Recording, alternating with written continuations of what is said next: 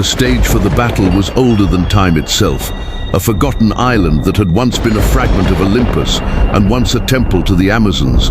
It lay suspended in the void, neither of earth nor sky, a meeting place of myths where gods tested themselves against one another. The call for this battle had not been born of hatred, but of destiny. Hercules, son of Zeus, the mightiest of Olympus, had been drawn here not to destroy but to prove, to remind the world and himself that he was still the pinnacle of strength. For millennia he had been celebrated as the god of strength, the breaker of monsters, the conqueror of trials beyond mortal imagination. Yet in his heart lingered the unease of an ancient wound, that strength alone might not guarantee supremacy in a world that worshipped more than brawn. Diana, daughter of Themyscira, sculpted from clay and blessed by the gods themselves, had walked a different path. She did not crave glory but sought balance, truth, and the justice that could only come when might was tempered by wisdom. She too was born from Olympus in her own way, blessed by Athena with wisdom, by Artemis with the hunt, by Hermes with speed, and by Demeter with endurance. Her life had been a paradox, a goddess among mortals, yet sworn to defend them, not to rule them. Unlike Hercules, her trials had been forged not only in blood but also in compassion. And so when word reached her that Hercules had issued a challenge, she accepted, not to humiliate, not to dominate, but to resolve an ancient question that had haunted both Olympus and Themyscira, who truly embodied the will of the gods, brute strength or disciplined purpose. They met in the ruins of pillars carved with divine symbols, the sky above painted with auroras of cosmic fire. Hercules strode first, his lion's pelt draped across his shoulders, his muscles brimming with that raw, untamed force that had once shaken the world. His voice boomed with the pride of 1,000 victories. Diana, warrior of Themyscira, daughter of a mother who once defied Olympus, you know why we are here. The world reveres you as it once revered me. Yet strength has only one king, and I will show you who still bears that crown. Wonder Woman landed with grace, her golden armor gleaming, her lasso swaying gently at her side. She regarded Hercules not with disdain, but with calm certainty. Her voice was not thunderous like his, but it cut deeper, carrying the weight of conviction. Strength is not a crown, Hercules, it is a burden. You measure greatness in conquests, in battles won and opponents broken, but strength without purpose, without discipline, is no more than a storm, loud, destructive and fleeting. The Amazons have taught me, and the gods have confirmed, that true power lies not in how much you can destroy, but in how much you can endure, guide and protect. Hercules laughed, a sound that shook the broken stones around them. Noble words, Diana. Yet when you wrestle with gods, when you clash with titans, words and purpose crumble like sand. Only the strongest endure. I carried the heavens on my back. I subdued beasts that none could tame. I clashed with Thor and Hulk and stood unbroken. What trial have you endured that could surpass that? She took a step forward, unflinching, her eyes piercing his boast. I have held back my hand when vengeance demanded it.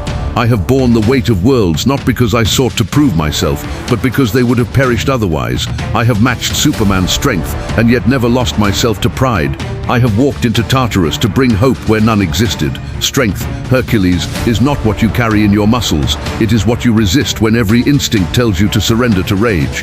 And it is here that you falter, time and again. You are strong, yes, but you are enslaved by your pride. That is why you will lose. For a moment the silence between them was heavy. Hercules, unaccustomed to being challenged by words rather than fists, narrowed his eyes. His pride burned, but beneath it lingered the truth of what she said, though he would never admit it. He raised his fist and pointed toward the heavens. Then let us see whose philosophy the gods favor. Let the clash decide. If you can break me, if you can silence me, then perhaps you are right. But do not believe for a moment that wisdom will spare you the fury of Hercules. Diana drew her sword, not in eagerness but in solemn acceptance. I do not seek to silence you. I seek to show you what you have forgotten. Let the battle reveal the truth, not of who is stronger, but of who understands strength. As the stars burned above and the island trembled beneath their feet, the stage was set. This would not merely be a battle of fists and weapons, but of ideals, one that would echo through Olympus, Themyscira, and beyond. Hercules represented the old way, strength as dominance, might as justification, Wonder Woman represented the new, strength as service, might as tempered by compassion. In this clash, only one could emerge as the true bearer of the god's legacy, and in that truth lay the seeds of Hercules' downfall, for his philosophy, though ancient and mighty, had already begun to crack before Diana's calm certainty. The clash began with the fury of thunder. Hercules charged first, the ground quaking beneath each stride, his fists glowing faintly with divine energy inherited from Zeus himself. His opening strike was not merely a punch, it was the condensed force of Olympus, strong enough to shatter mountains. Wonder Woman met it head-on, her bracelets flashing as she crossed them before her. The collision detonated like a bomb, sending shockwaves that split the ancient pillars and sent tremors into the sky itself. Hercules pressed forward, unleashing a flurry of blows that blurred through the air, each one carrying the weight of his legendary labors. He struck with the memory of lions wrestled into submission, hydras slain and titans toppled. But Wonder Woman's speed was his undoing. Where he struck once, she struck thrice, weaving between his fists with the grace of Hermes' blessing. Her sword flashed, grazing his shoulder, her shield rammed against his chest, driving him back a step. Roaring, Hercules swung a colossal fist that would have ended any mortal instantly, but Diana ducked beneath it and lashed out with her lasso. The golden cord coiled around his arm, glowing with divine truth. For a heartbeat, his body froze, not from weakness, but from revelation. The lasso did not merely bind the flesh, it exposed the soul. In that moment, Hercules felt the weight of his pride, the centuries of arrogance that had driven him to fight not for justice, but for validation. His fury deepened, and with godly might, he tore free of the lasso, breaking the stones beneath him in the process. "You would bind me with truth. I am Hercules. I am truth. My strength is proof of my purpose," he bellowed, hurling chunks of shattered earth toward her. Diana soared into the air, her bracelets deflecting the debris, before diving down with speed that outmatched even the god of strength. Their clash shook the island apart, rubble falling into the void below, every strike sparking like stars colliding. Hercules grappled her, his grip like iron, and for a moment he forced her down, muscles bulging with the exertion of a god who had never accepted defeat. Yet she did not falter. Instead of matching his brute force, she shifted, redirecting his strength with warrior's precision. With a twist, she broke free and landed a devastating kick that sent him sprawling across the battlefield. He rose, bloodied but laughing, pride refusing to bend. "Yes, this is what I crave. Show me the strength they whisper about in Olympus. Show me why the world honors you." She stood firm, sword in hand, her voice calm. "You mistake honor for conquest. You seek validation from battle. I seek peace through it. That is why you cannot win." With renewed fury he charged, faster, stronger, his blows now cracking the very air. But Diana was faster still.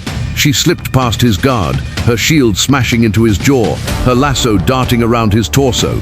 This time she pulled with the strength of gods and the discipline of a warrior. Hercules struggled, roared, pulled against it with every ounce of his might, but the lasso was unbreakable, for it was not held by strength alone, but by truth itself.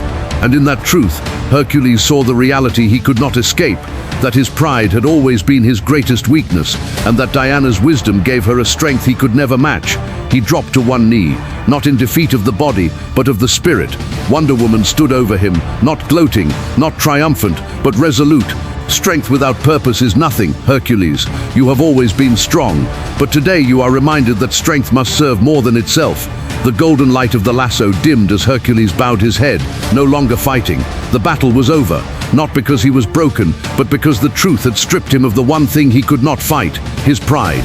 And so Wonder Woman emerged victorious, not by sheer power alone, but because she embodied the truth that had eluded Hercules all his life.